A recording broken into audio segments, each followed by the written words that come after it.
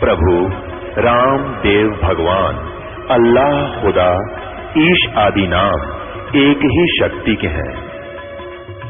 वो कैसा है, कहां है, कैसे मिलता है, किसने देखा है? ये प्रश्नवाचक चिन्ह पूर्ण रूप से हटाने के लिए अवश्य सुनिए जगत गुरु तत्वदर्शी संत रामपाल जी महाराज के अमृत वचन सर्व पवित्र धर्मों के पवित्र शास्त्रों के आधार पर।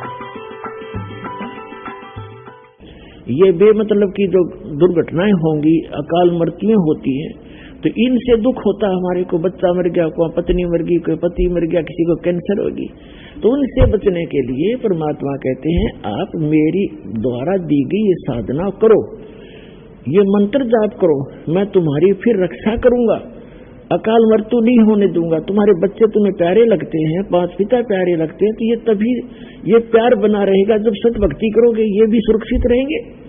जब तक आप यहाँ रहोगे, आप यहाँ भी ठीक रहोगे, और भगवान बच्चों को भी सद्बुद्धि देगा, आपकी भक्ति बनेगी, आपकी वर्ग व्यवस्था भी अच्छी तरह व्यतीत होगी, क्योंकि सत्संग सुनने वाले और भक्ति करने वाले बच्चे, पुत्र वधू और पुत्र अपने आप विनम्र हो जाते हैं, उनके अंदर दया भाव भर जाती है, और कोई लोभ लालच से वो सेवा नहीं करते, वो एक अपना नैतिक कर्तव्य जानकर फिर सेवाएं करते हैं। तो आपकी वृद्ध अवस्था भी सुथरी बीतेगी, भगवान की कुछ भक्ति साथ देगी, कुछ बच्चों में परमात्मा उनमें भाव अच्छा भरेगा।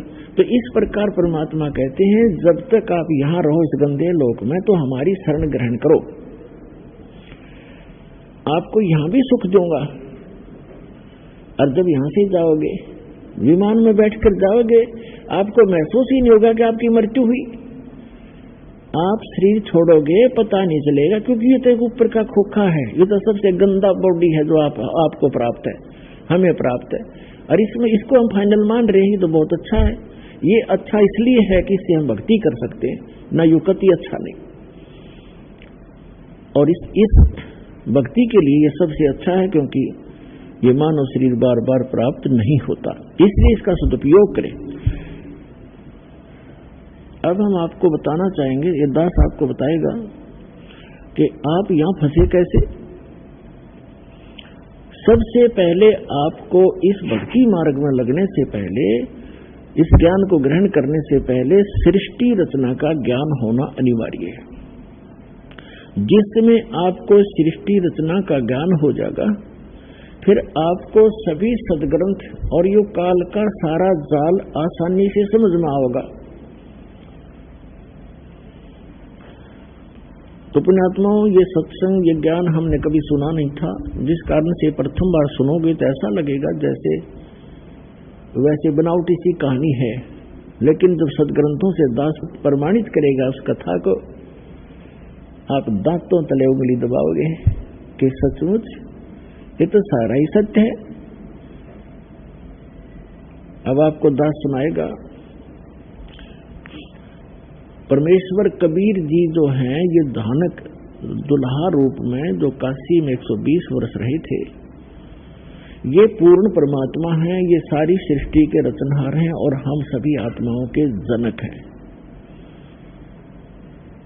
और परमात्मा जैसे कोई क्रिएटर है, तो क्रिएशन के बारे में वो क्रिएटर ही बता सकता है, अपने द्वारा रची हुई सृष्टि को रचने वाला ही बता सकता है। इसलिए अभी तक ये सृष्टि रचना का ज्ञान किसी को नहीं था। ना श्री ब्रह्मा को, ना श्री विष्णु को, ना शिव को, केवल उन महापुरुषों को अवश्य हुआ जो परमात्मा से परिचित हुए हैं। जिनमें से कौन कौन है? आदरणीय धर्मदास साहिब जी, आदरणीय मुल्कदास साहिब जी, आदरणीय नानक साहिब जी, आदरणीय दादू साहिब जी, आदरणीय गरीबदास साहिब जी, गांव छुरानी, जिला झज्जर, हरियाणा वाले, और आदरणीय गीसादास साहिब जी, गांव खेकड़ा, पहले जिला मेरठ था, बागपत बन गया बताते हैं, जैसा भी, उत्तर प्रदेश वाले।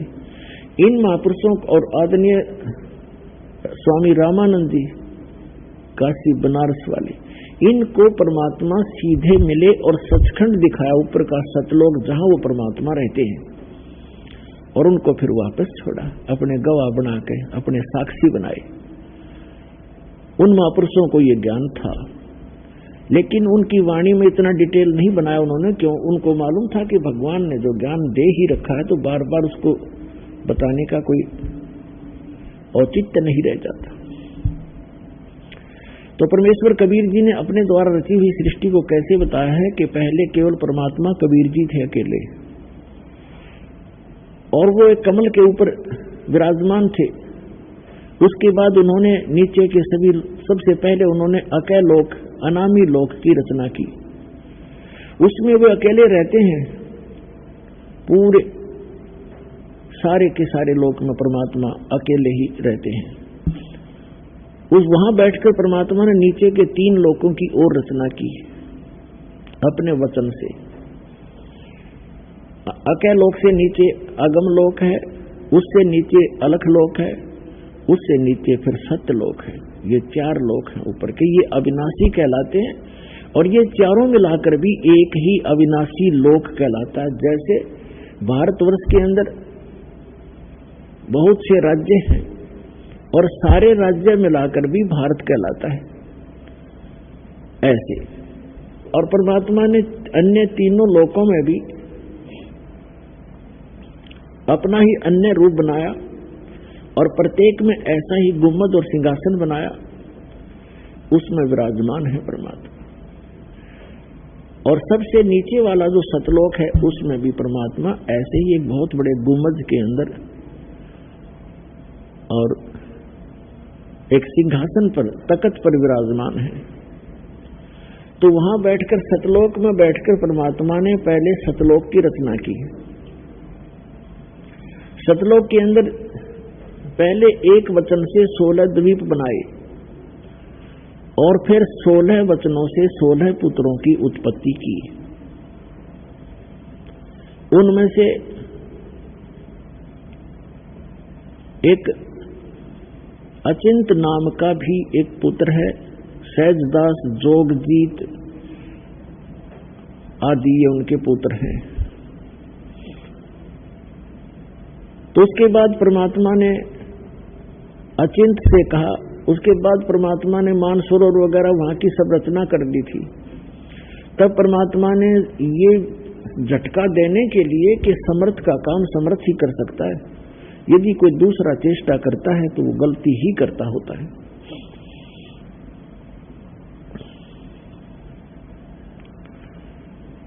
तो परमात्मा ने अचिंत अपने पुत्र से कहा कि आप सृष्टि रचो।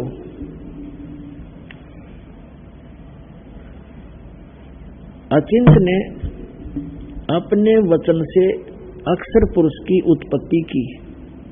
श्रीमद् भगवत गीता अध्याय नंबर 15 के श्लोक 16 और 17 में 3 पुरुष हैं, एक सर पुरुष, एक अक्षर पुरुष, और तीसरा उत्तम पुरुष है तू अन्य। इन दोनों से अन्य है जो श्रेष्ठ परमात्मा है। गीता अध्याय नंबर 8 के श्लोक नंबर 1 के प्रश्न के उत्तर में अर्जुन ने पूछा कि किम तत्ब्रह्म, वो तत्ब्रह्म कौन है? गीता ज्ञानदाता ने गीता अध्याय नंबर 8 के श्लोक नंबर 3 में कहा कि वो परम अक्षर ब्रह्म है। तो सरब्रह्म, सरपुरुष कहो, सरब्रह्म कहो, दूसरा अक्षर पुरुष कहो, अक्षर ब्रह्म कहो, उसे परब्रह्म कहो, और तीसरा परम अक्षर ब्रह्म कहो, परम अक्षर पुरुष कहो, या उसको सत्य पुरुष कहो। वो तीसरा परमात्मा परम अक्षर पुरुष है, उसको हम सत्य पुरुष कहते हैं। अचिंत ने अक्षर पुरुष की उत्पत्ति की और उससे कहा कि आप मुझे सृष्टि रचना में सहयोग दें। ये काफी और भी बहुत सा प्रकरण है, लेकिन हमने जितना आवश्यक है उतना ही बताएंगे आपको। तो अक्षर पुरुष वहां से उठकर मानसरोवर के अंदर चला गया। वहां अपना जो बॉडी है वो श्वास से नहीं चलता और इसलिए वहां अमर शरीर है हमारा। तो उस मानसरोवर के अंदर जाकर आनंद से लेट गया, निंद्रा आ गई। काफी समय बीत गया, तब अचिंत ने परमात्मा से, सत्य पुरुष से प्रार्थना की कि भगवान अक्षर पुरुष निंद्रा में है, उठ नहीं रहा है, सृष्टि रची नहीं जा रही। तो परमात्मा ने कहा कि पुत्र, जब आपसे अक्षर पुरुष ही नहीं जगाया जा रहा तो सृष्टि खाक रचोगे तुम। बंद करो अपनी सृष्टि, तुम्हारे बस की बात नहीं है।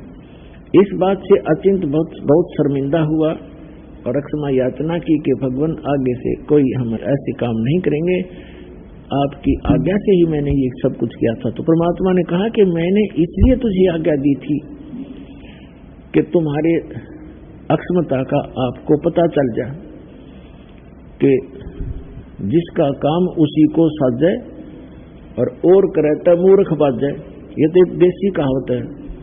उसके बाद सभी को ये बात होगी कि समर्थ के काम में टांग अड़ानी नहीं चाहिए। तो एक तो झटका दिया मालिक ने उनको। फिर परमेश्वर ने क्या किया कि उस सरोवर से ही एक थोड़ा सा जल लिया, अमृत, और उसको अपने वचन से एक अंडा बना दिया। अंडे में एक आत्मा प्रवेश कर दी। वो अंडा छोड़ दिया, बहुत बड़ा अंडा था, बहुत बड़ा। उस अंडे को छोड़ दिया उस जल में। वो उस जल के अंदर अंडा जा रहा था, गड़गड़ गड़गड़ करता हुआ। अचिंत के निकट जब वो पहुंचा, उसकी आहट से पाकर के अक्षर पुरुष के पास से पहुंचा, जो निंद्रा में सोया पड़ा था सरोवर के अंदर।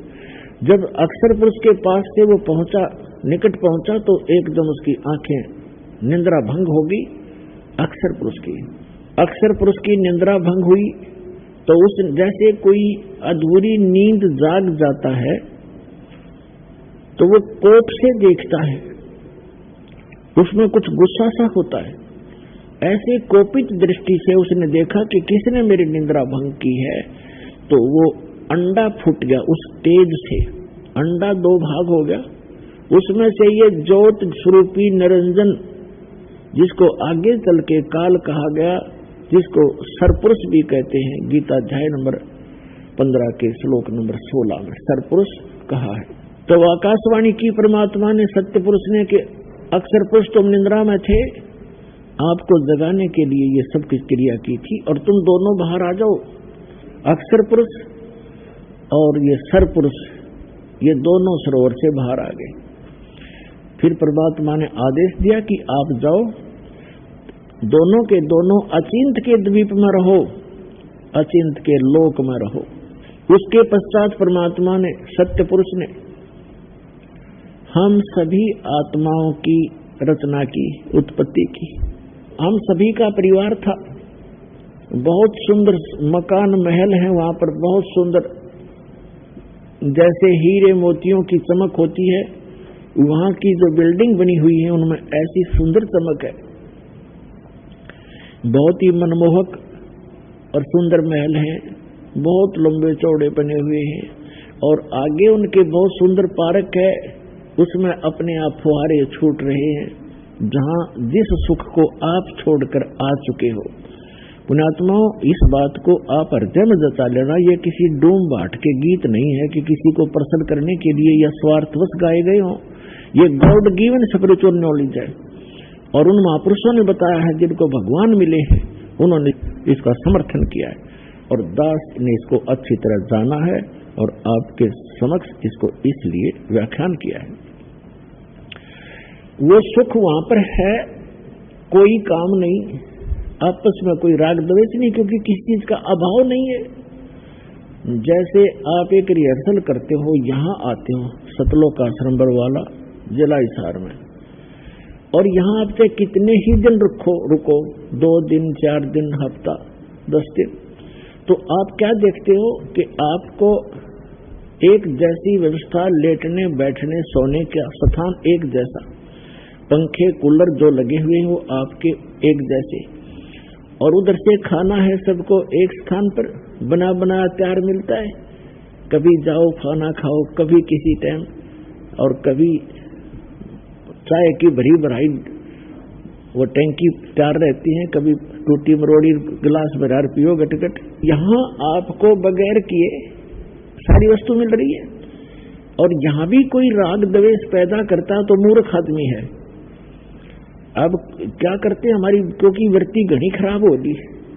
अब जैसे आपका बिस्तर लगा हुआ है, सबको एक जैसा बिस्तर है, सबका एक जैसा मैट है, और कोई आकर साथ में आपके लेट भी जाता है अनजान से, तो उसको बेमतलब खस्सैनों का मेरी जगह पता नहीं क्यों बिछा लिया, हट यहाँ से, तो ये तो मूर्खा की बात है। 2 फुट नून डाल ली, इसमें कौन सा आश्रम छोटा है यो। तो इस तरह को बकवाद करे तो वो अलग बात है। बाकी यहाँ कोई भी ऐसी वस्तु नहीं है जिसमें आपने राग द्वेष करना पड़े, और सारी चीज नहाओ दो, भगवान के गुण गाओ, भूख लगा रोटी खाओ, दिल करे जब चाय पी लो, बता फिर और क्या चाहिए। तो ये तो यहाँ के लोक में सुविधा है, क्योंकि यहाँ लोक भी अच्छा नहीं तो यहाँ की सुविधाएं भी इतनी अच्छी नहीं है। तो उस सतलोक के अंदर आपके मनोमयी वो विमान है। जब भी आपकी इच्छा हो आपके पार्क के अंदर विमान खड़ा पाओगा। उस विमान को यहाँ के विमान की तरह उठने की खातिर फर फर नहीं करना पड़ता, वो तो भगवान की शक्ति से चलते हैं। ऐसे उठकर चल पड़ते हैं, जहाँ चाहे वहां रोक लो, बीच में रोक लो, जहाँ चाहे पानी के ऊपर उतार लो उसको, ऐसे खड़े हो जाएंगे। तो कहने का भाव ये, उन सुखों को हम छोड़े और उनको हम यहाँ ढूंढ रहे हैं। यहाँ तो 21 ब्रह्मांड में नहीं पा सकते आपको। और हमारे अंदर एक दोष और है कि जब हम सुखी हो जाते हैं तो भगवान को भूलते हैं, और यहाँ मार खाते हैं। इसलिए परमात्मा आपको याद दिलाते हैं, यहाँ जो आप फंसे हुए उनको, कि सुख में भगवान को भूला नहीं करते, बहुत बड़ी मार खा जाते हो। तो वहां सुख में हम भगवान भूले। वहां क्या हुआ कि कुछ दिनों के बाद, वहां कुछ वर्षों के बाद, कुछ यहाँ के युग, वहां कोई समय सीमा नहीं है, तो हम यहाँ हैं इसलिए कुछ उसके हिसाब से बता रहे। कुछ युगों के बाद क्या हुआ कि इस सरपुरुष के मन में खरपतवार पैदा हुआ, और जो आपके यहाँ भी विद्यमान है हमारे अंदर सब में, उसके मन में ये आया कि हम 3 जने एक द्वीप में रह रहे हैं, और बाकी जितने भी सभी आप भी अलग अलग द्वीप थे आपके, अलग अलग स्थान थे आपके बहुत बड़े बड़े, तो और सभी अकेले रह रहे हैं, यानी अपने परिवार के साथ रह रहे हैं, तो भी वो इंडिविजुअल रह रहे हैं। तो इसके मन में ये दोष आ गया कि हम 3 एक द्वीप में एक स्थान पर और बाकी सब इंडिविजुअल हैं। तो उसने, सरपुरुष ने अलग से स्थान प्राप्त करने के लिए तपस्या शुरू कर दी। जब यहाँ के 70 युग तक उसने तप कर लिया, तब परमात्मा ने पूछा सत्य पुरुष ने कि सरपुरुष आप क्या मांगते हो, क्यों तपस्या कर रहे हो। तो उसने कहा कि भगवान आप तो अंतर्यामी हैं, आपको सब मालूम है, फिर भी मैं अपनी अर्ज लगाता हूं। ये स्थान मेरे लिए कम है, हम 3 एक स्थान पर रह रहे हैं, अचिंत, अक्षर पुरुष और सरपुरुष। हम तीनों एक स्थान पर रह रहे हैं, अन्य भाइयों के पास, सब बहनों के पास अलग से स्थान है, मैं अपना अलग स्थान चाहता हूं। तो परमात्मा ने, सतपुरुष ने कहा कि आपको मैं 21 ब्रह्मांड देता हूं, आपके तप के बदले में आपको 21 ब्रह्मांड देता हूं। जैसे कोई धनी पिता अपने पुत्र को 21 प्लाट दे दे, उनमें कंस्ट्रक्शन नहीं होती प्लाट्स में, तो उसने जाकर के परमात्मा ने उसको एकांत स्थान पर सतलोक के बाह्य क्षेत्र में 21 प्लाट दे दिए, 21 ब्रह्मांड दे दिए।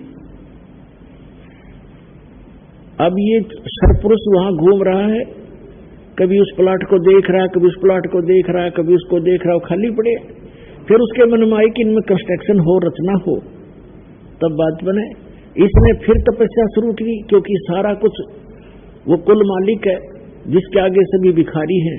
तो इस ज्योत स्वरूपी निरंजन अर्थात सरपुरुष ने, काल ने फिर से तपस्या की और 70 युग जब तप कर लिया, जब परमात्मा ने पूछा भी क्या मांग रहा है तू, अब इसने कहा कि भगवान मुझे कुछ सृष्टि रचना की सामग्री दे दो, कुछ मटेरियल दो जिससे मैं सृष्टि रचना, कोई रचना करूं अपने प्लाटों में।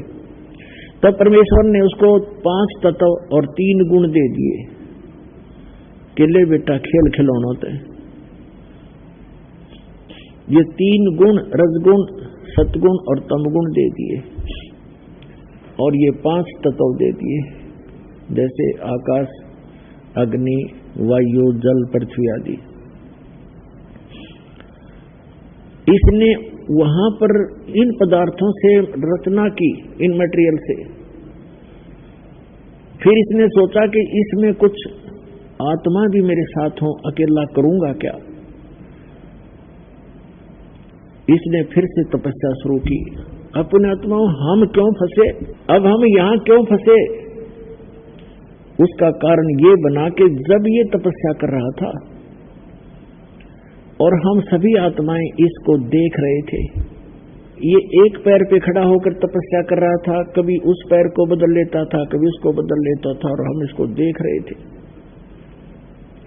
हम इसके ऊपर आसक्त हो गए, क्योंकि वहां हमारी नजर जो है बहुत तेज होती है, बहुत दूर से भी हम बिल्कुल साफ देखते हैं। हम इस पर आसक्त हो गए और अपने परमात्मा से विमुख हो गए। हम पतिव्रता पद से गिर गए। अब ये बुराई आपके अंदर आज भी है, हमारे अंदर। जैसे कोई हीरो या हीरोइन, अभिनेता या अभिनेत्री अपनी रोजी रोटी के लिए चटक मटक डांस डूंस करते, बेमतलब की एक्टिंग करते, और ये युवा बालक, लड़के और लड़कियां उनके ऊपर आसक्त हो जाते हैं। ये मेरा फेवरेट हीरो है, ये मेरी फेवरेट हीरोइन है, और लेना एक न देनी दो, बेमतलब बकवाद करनी, खक है तुम्हारा, तुम्हें निकट भी नहीं जा सकते उनके। और यहाँ कोई हिसार या बरवाला के अंदर कोई आ जाए, उनमें से ये चटक मटक करने वाले हीरोइन, देखो इन युवा बच्चों की वहां जम घट जुड़ जाएगा, और वो कम से कम भी 200 फुट दूरी पर स्टेज पर खड़े होंगे और वहां से चटक मटक कर रहे होंगे, और ये बड़े खुश हो रहे होंगे।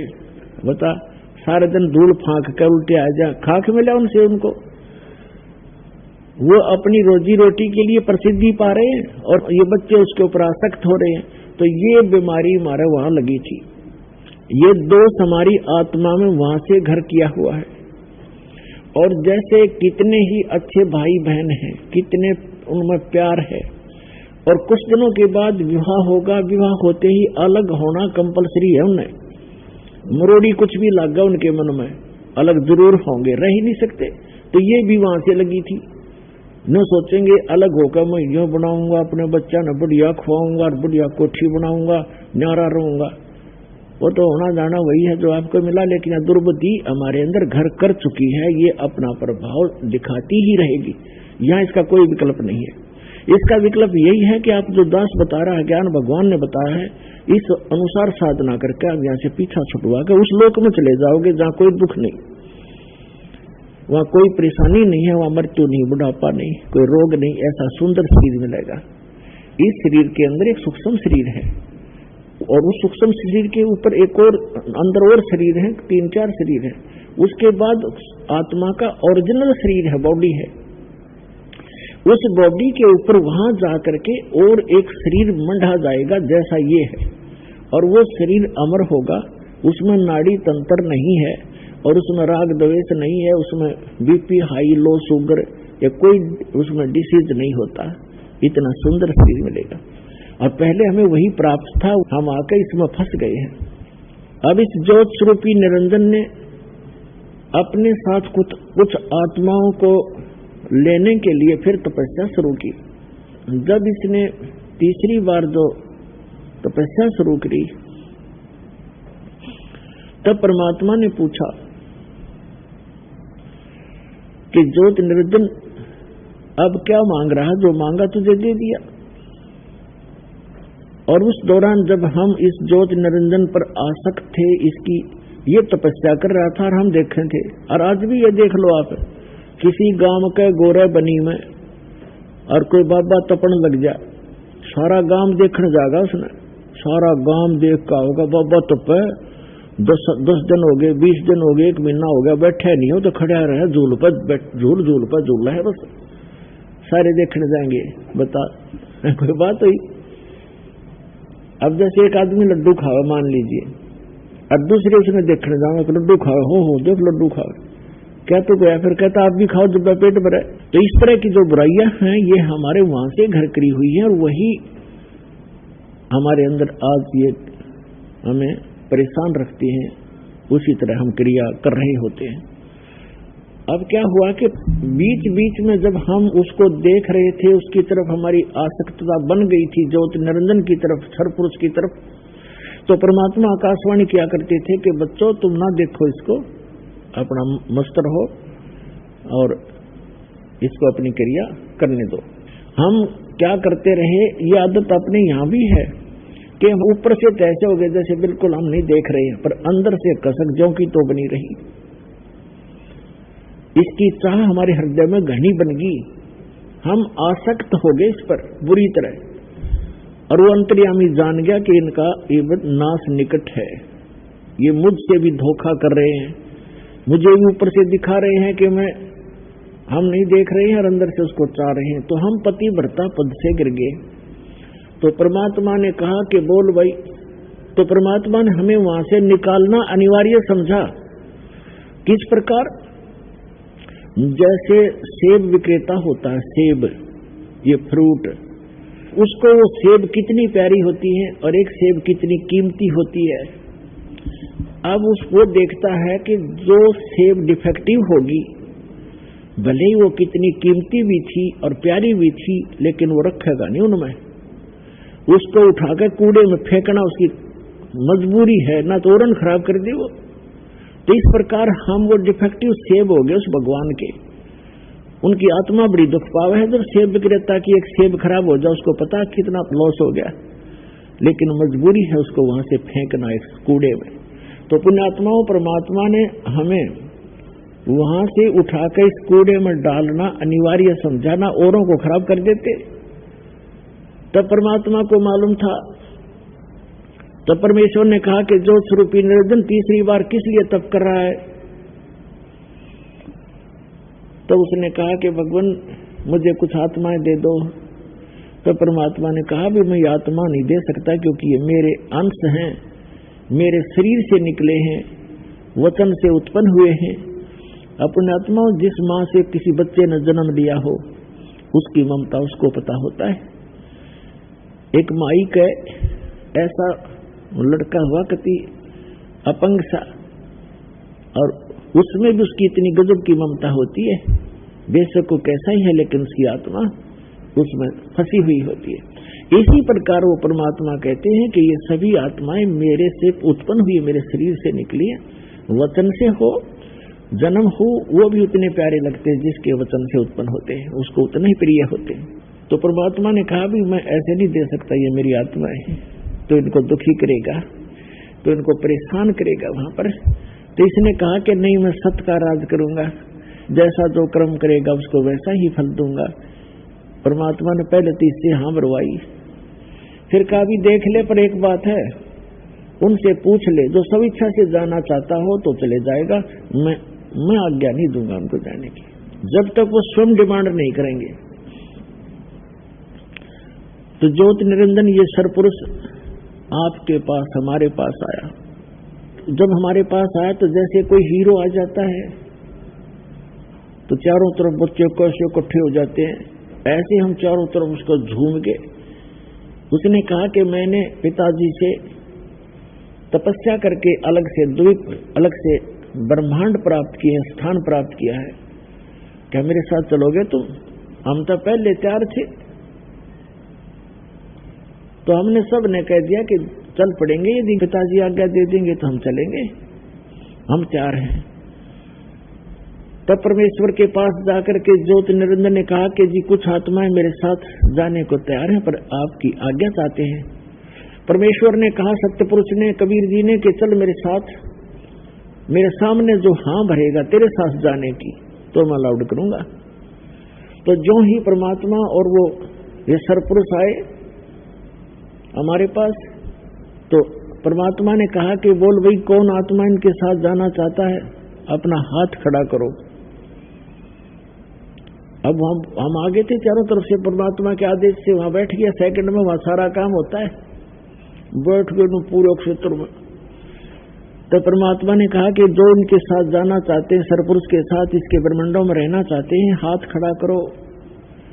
अब परमात्मा पहले आकाशवाणी करके हमें समझाया करते थे कि इस पर आसक्त ना हो तो मार खा जाओगे।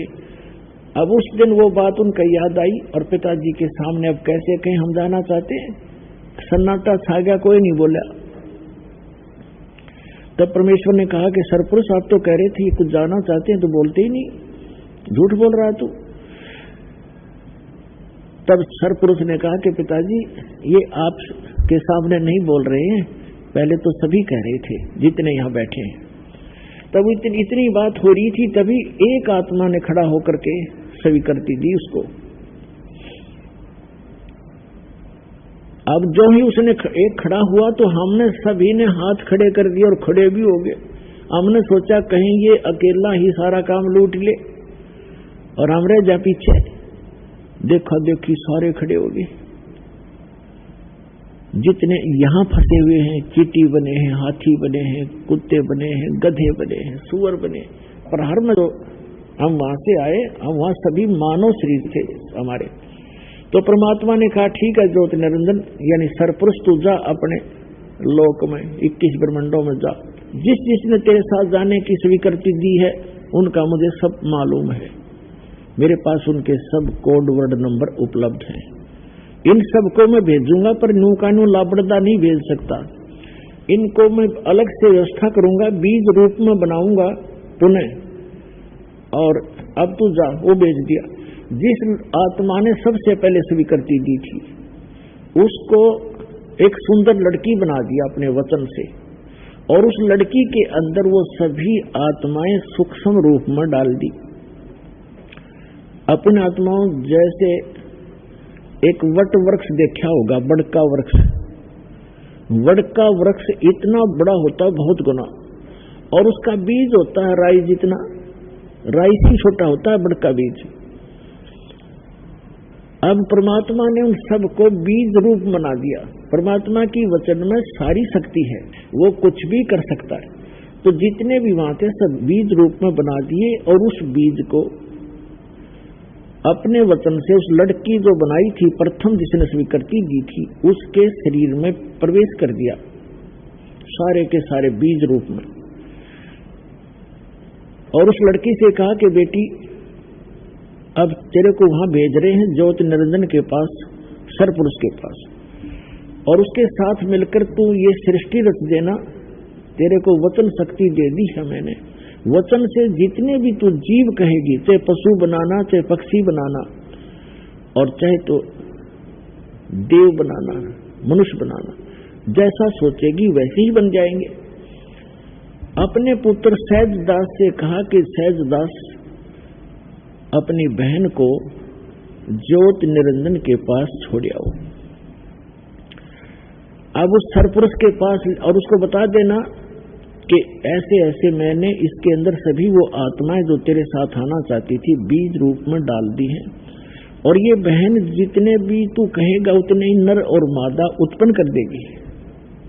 इसमें ऐसी शक्ति भी मैंने भर दी है, वचन में शक्ति दे दी है।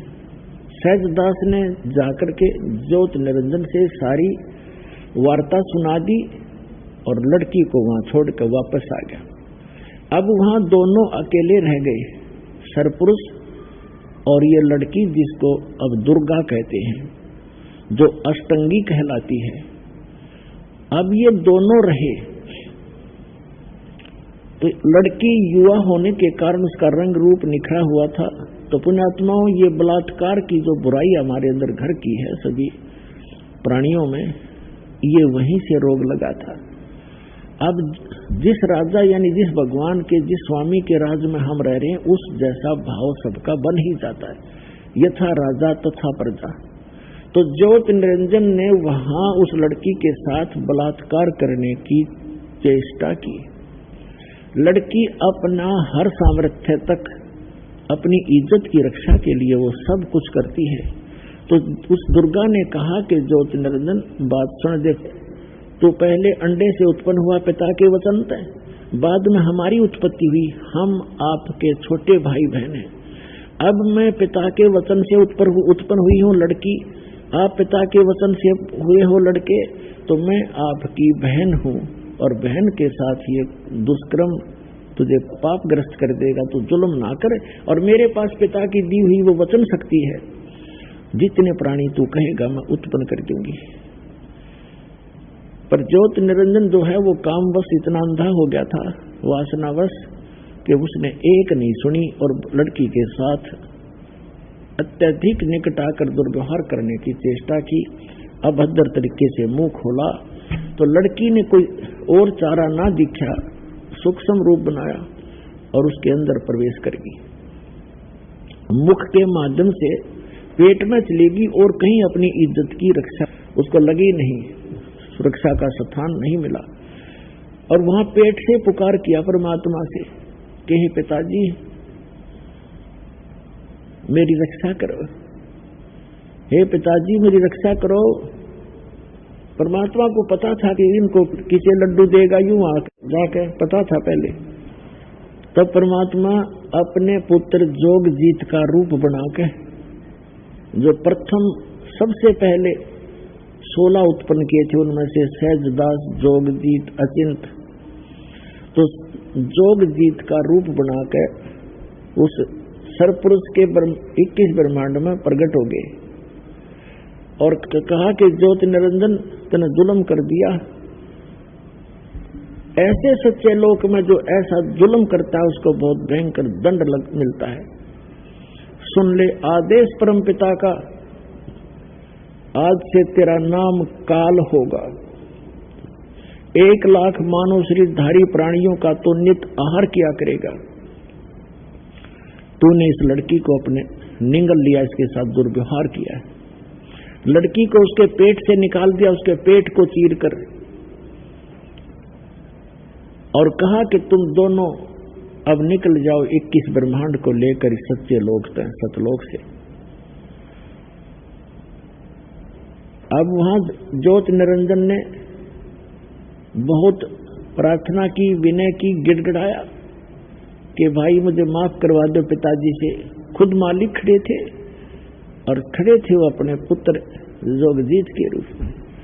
परमात्मा ने कहा कि निकल जा बस, अब तेरे लिए कोई स्थान नहीं है इस सच्चे लोक में। इतना कहकर जोगजीत रूप में परमात्मा अदृश्य हो गए और ज्योति निरंजन के 21 ब्रह्मांड विमान की तरह चल पड़े। वहां से दुर्गा और वो दोनों ही रह गए। अब वहां से 16 शंख कोश की दूरी पर सतलोक के अंतिम छोर से, और ये 16 शंख कोश नील पद्म शंख इतनी दूरी पर आकर के 21 ब्रह्मांड ये चक्कर लगाने लग गए। अब ज्योति निरंजन के मन में और ज्यादा क्रोध पैदा हो गया और उसने ठान ली कि जितने भी आत्माएं जन्म होंगे वो भगवान की आत्मा तो उसी की है, उनको सताऊंगा और उस सतपुरुष को यानी पिता को दुखी करूंगा, उनकी आत्माओं को खूब सताऊंगा। अब उसके बाद उसने दुर्गा के साथ फिर से वही अपनी इच्छा पूर्ति करने की चेष्टा की। लड़की ने फिर से विनय किया कि ज्योति निरंजन मेरे पास वचन शक्ति है, आपको सृष्टि चाहिए, मैं सृष्टि रच दूंगी, आप ये जुल्म ना करो। देखो पहले तो आप मेरे बड़े भाई और मैं आपकी छोटी बहन, दूसरे में आपके पेट से बाहर आई हूं, आपकी बेटी होगी। यानी उसने हर कोशिश की किसी तरह इसकी बुद्धि ठिकाने आ जा। दुर्गा ने खूब चेष्टा की पर वो नहीं माना। तो उसने देख लिया कि कोई चारा भी नहीं है, मैंने अपने पैर पर आप कुहाड़ा मारा, जिस कारण से उसने समर्पण करना पड़ा और जिस कारण से दुर्गा और इस काल के संयोग से सबसे पहले 3 पुत्रों की उत्पत्ति हुई। बड़े का नाम ब्रह्मा रखा, वो रजोगुण युक्त कर दिया, क्योंकि इस काल ने 21वें ब्रह्मांड में एक स्थान बना रखा है अलग से, और प्रत्येक ब्रह्मांड में भी ऐसे ही इसने रचना कर रखी है। जिस भी ब्रह्मांड में ये रचना शुरू करता है उसके ऊपरले क्षेत्र में 3 स्थान बना रखे हैं इसने। एक रजोगुण प्रधान क्षेत्र, एक सतोगुण प्रधान क्षेत्र, एक तमोगुण प्रधान क्षेत्र। जैसे किसी मकान में 3 कक्ष हैं, एक कक्ष में, एक कमरे में चित्र लगे हैं अश्लील, तो वो तो समझो रजोगुण प्रधान कमरा है। और दूसरे में लगे हैं साधु संत फकीरों के, तो वो सतोगुण प्रधान कमरा समझ लो, स्थान। और तीसरे में लगे हैं सूरवीरों के, शहीदों के, तो वो समझ लो तमोगुण प्रधान क्षेत्र। अब जैसे जिस कक्ष के अंदर बेहुदी फिल्में लगी हों, चित्र लगे हों, वहां जब कोई रहेगा उसका भाव वैसा ही बना रहेगा, ऐसे ही विचार बने रहेंगे। और जब जाएगा दूसरे कक्ष में जहां साधु संत फकीर महापुरुषों के चित्र लगे हैं, उनकी जीवनी लिखी हो, तो उनको पढ़कर ऐसा ही भाव बन जाता है, अच्छे विचार बन जाते हैं। तो सतोगुण प्रधान क्षेत्र हो गया। और फिर जहां जाते हैं सूरवीरों के फोटो लगे हों, देशभक्तों के लगे हों, उनकी गाथाएं लिखी हों, उनको पढ़ पढ़कर वैसा ही मन में वैसी प्रेरणा बन जाती है। ठीक इसी प्रकार इस काल भगवान ने एक ब्रह्मांड के सबसे ऊपर के स्थान पर 3 स्थान बना रखे ऊपर के पोर्शन में। एक रजोगुण प्रधान, दूसरा सतोगुण प्रधान, तीसरा तमोगुण प्रधान।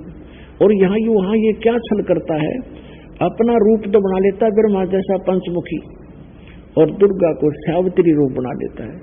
और सबसे पहले उस रजोगुण प्रधान क्षेत्र में चले जाते हैं, और जब तक बच्चे का जन्म नहीं हो लेता ये वहीं रहते हैं।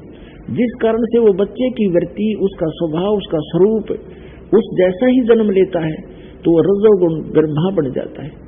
उसके बाद उसको अचेत कर देते हैं और परवरिश कोमा में रखकर परवरिश जारी रखते हैं। उसके बाद ये जाते हैं सतोगुण प्रधान क्षेत्र में, तो वहां पर जाकर के ये स्वयं विष्णु रूप बना लेता है, 4 भुजा बना लेता है, और विष्णु जैसी शकल बना लेता है, और दुर्गा की लक्ष्मी जैसी सूरत बना लेती है। और तब ये वहां रहते हैं, तो दोनों के संयोग से जो पुत्र उत्पन्न होता है वो सतोगुण युक्त होता है, उसका नाम विष्णु रख देते हैं। और जब तक उसकी जन्म नहीं होता तब तक उसको वहीं रखते हैं, तो वो वैसे ही गुणों से युक्त हो जाता है। इसी प्रकार तीसरे स्थान पर ये जाता है और दुर्गा को ले जाता है, दुर्गा को पार्वती रूप बना लेता है, और स्वयं को शिव जैसा जटा वटार ऐसे स्वरूप बना लेता है। तो वो लड़का फिर वैसी ही सूरत का उत्पन्न होता है, और उसमें वही गुण हो जाते हैं। इस प्रकार ये रजगुण ब्रह्मा, सतगुण विष्णु, तमगुण शिव जी की उत्पत्ति करके फिर जब ये युवा हो जाते हैं, इनको शेषनाग पर विष्णु को, और फिर उससे निकाल के एक कमल, एक जादूगर भी कर सकता है ये काम, उसकी नाभि से कमल निकाल दिया और उसके ऊपर ब्रह्मा को सचेत कर दिया।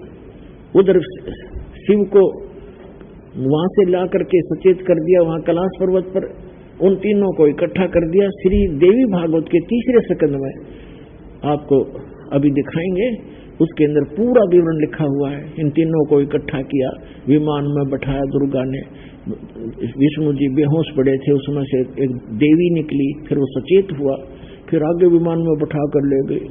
वो लंबा प्रकरण है, अलग से बताएंगे। फिर क्या हुआ, इन तीनों को घुमा फिरा के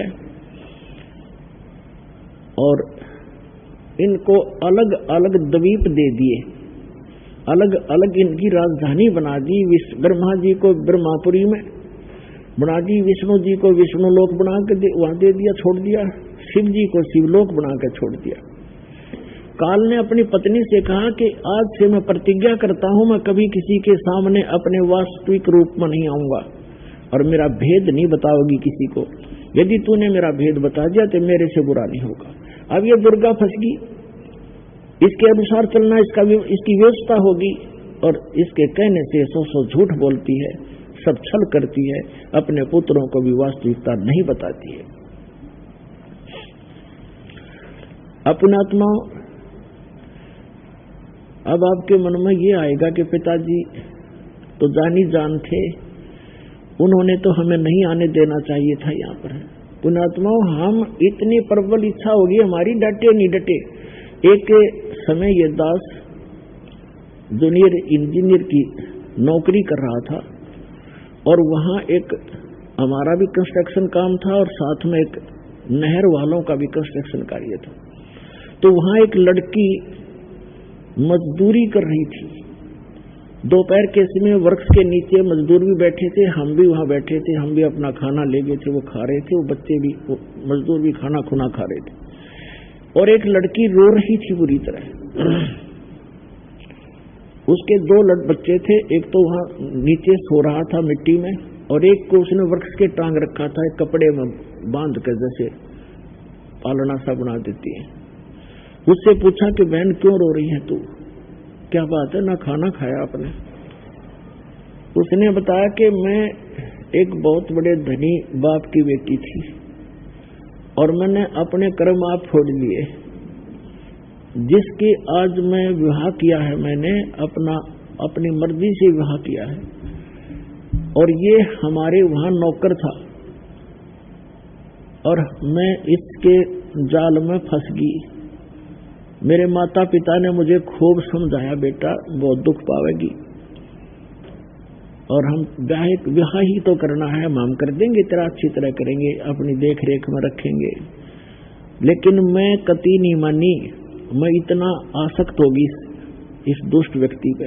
अब तो रो रही थी वो अपने कर्मा ने, और मैं रात को भाग गई थोड़ा बहुत जेवर गहना लेकर घर से, और इतनी दूर आ गए कि हमारे माता पिता को हमने बताया भी नहीं, पता भी नहीं चलने दिया। अब मेरे दो पुत्र हो गए, जो धन में लाई थी सारा इसने शराब पीकर खो दिया। अब मैं मजदूरी करती हूँ और वो शराब पीकर घर पे पड़ा है, इसलिए रो रही हूँ। मैंने अपने कर्म फोड़ दिए, अपने पैर पे आपको आड़ा मार लिया। माँ बाप ने तो बतेरी समझाई थी पर मैं मानी नहीं। तब परमात्मा की ये कथा दास को याद आई कि हमने भी ऐसे अपने पैर पे को आड़ा मार रखा है, हम डटे नहीं डटे, और ऐसे ही फिर बाद में कष्ट उठाने ही पड़ते हैं। अब वो दयालु उस पिता से भी दयालु अब कह रहा, बेटे बच्चों तुम फिर आ जाओ यहाँ पर, हमें फिर वापस आने का एक तरीका बता रहा है। तो अब जो प्रसंग चल रहा है उसको पूरा करते हैं। उसके बाद क्या हुआ, अब इन तीनों का विवाह करना कंपलसरी था। दुर्गा ने अपने वचन से 3 पुत्री उत्पन्न की। पुण्यात्माओं, आप ये ना समझना कि दास ने ये सदग्रंथ पढ़ के थोड़ी बहुत अटकलबाजी ला रखी है। 600 वर्ष पहले परमात्मा ने ये वाणी लिखी हुई है जो दास आपके रूबरू करेगा, और आज हमारे सदग्रंथों में प्रमाण है जिसको आज तक हमारे धर्म गुरु नहीं बता सके। श्रीमद् भगवत गीता अध्याय नंबर 7 के श्लोक 24 और 25 में ये गीता ज्ञानदाता यही ये काल है, हमेशा ये गुप्त रहता है। गीता अध्याय नंबर 4 के श्लोक नंबर 9 में कहता है कि मेरे जन्म और कर्म अलौकिक हैं, अद्भुत हैं। अब ये क्या बता रहा है 7वें अध्याय के 24-25 श्लोक में गीता जी के, कि मैं अपनी योग माया से छुपा रहता हूं, मैं ये मेरा घटिया और अटल नियम है। मैं कभी किसी के समक्ष अपने वास्तविक रूप में नहीं आता। और ये जन समुदाय अबुद्ध यानी बेबुद्धि के, ये मंदबुद्धि के लोग मुझे कृष्ण मान रहे होंगे। अर्जुन मैं कृष्ण नहीं हूं, श्री कृष्ण में बोल रहा था वो प्रेत की तरफ, ज्योत निरंजन ये काल। वो कहता है कि ये मेरा घटिया अटल नियम है, अनुत्तम अवय, ये अटल नियम है मेरा, अनुत्तम माने घटिया, कि मैं कभी किसी के समक्ष नहीं आता है। तो इसने प्रतिज्ञा कर रखी है। परमात्मा ने 600 वर्ष पहले बताया था, सदग्रंथों में हमने अब पाया है, ये लिखा हुआ। जब ये बुद्धि काम की परमात्मा कबीर जी की दया से वो सदग्रंथ समझ में आए।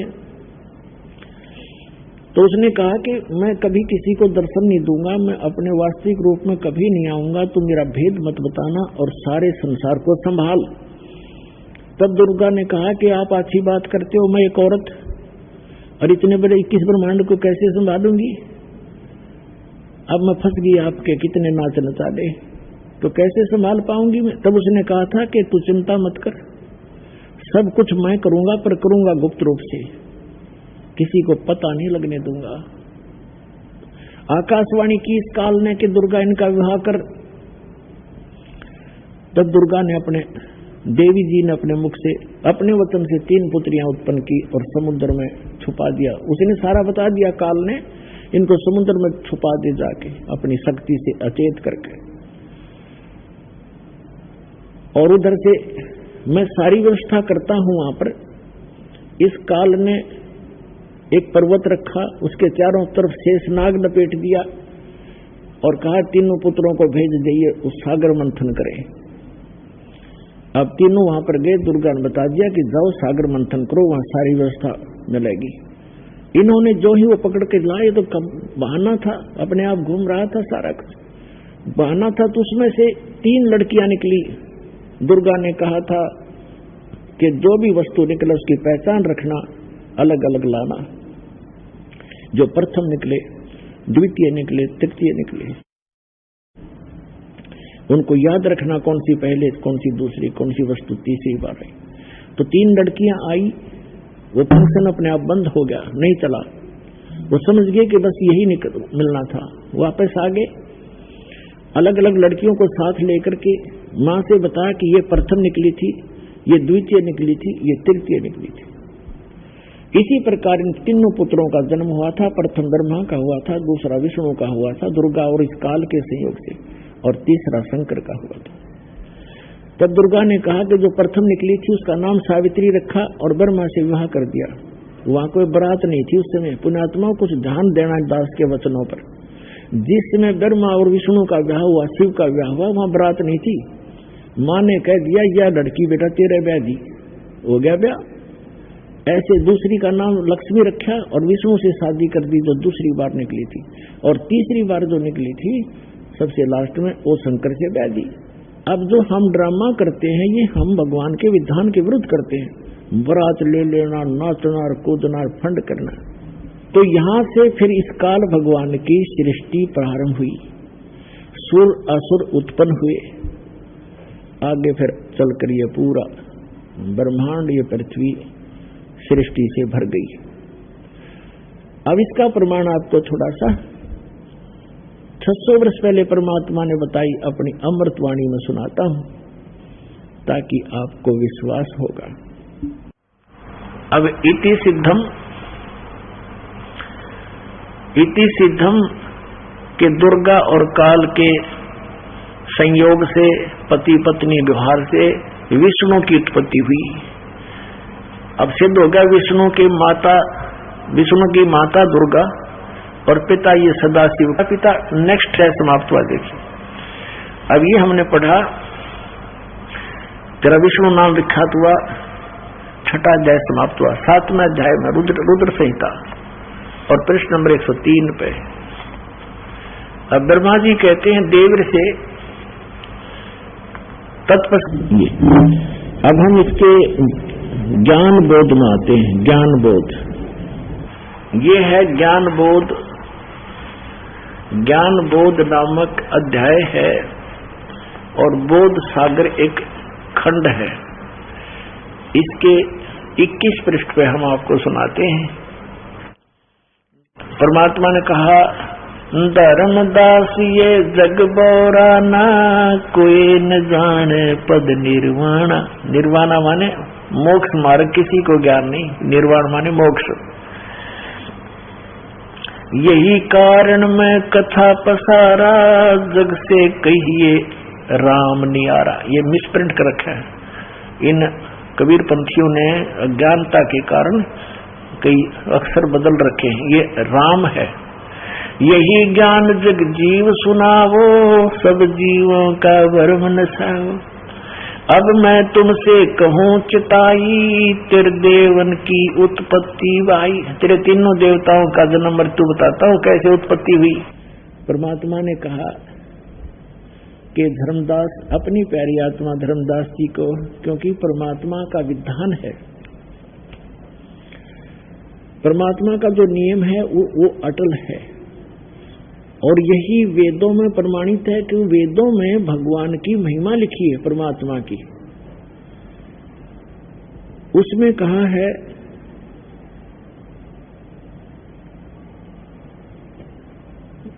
ऋग्वेद मंडल नंबर 9 सूक्त नंबर 86 के मंत्र 26 और 27 में, ऋग्वेद मंडल नंबर 9 सूक्त 82 के मंत्र 1, 2, 3 में, ऋग्वेद मंडल नंबर 9 सूक्त 94 के मंत्र 1 में, ऋग्वेद मंडल नंबर 9 सूक्त 95 के मंत्र 2 में, ऋग्वेद मंडल नंबर 9 सूक्त 54 के मंत्र 3 में, ऋग्वेद मंडल नंबर 9 सूक्त 20 मंत्र 1 में, ऋग्वेद मंडल नंबर 9 सूक्त 1 मंत्र 8 और 9 में, ऋग्वेद मंडल नंबर 9 सूक्त 96 के मंत्र 16 से लेकर 20 तक, और भी अनेक स्थानों पर ये प्रमाण है कि वो परमात्मा ऊपर के लोक में रहता है।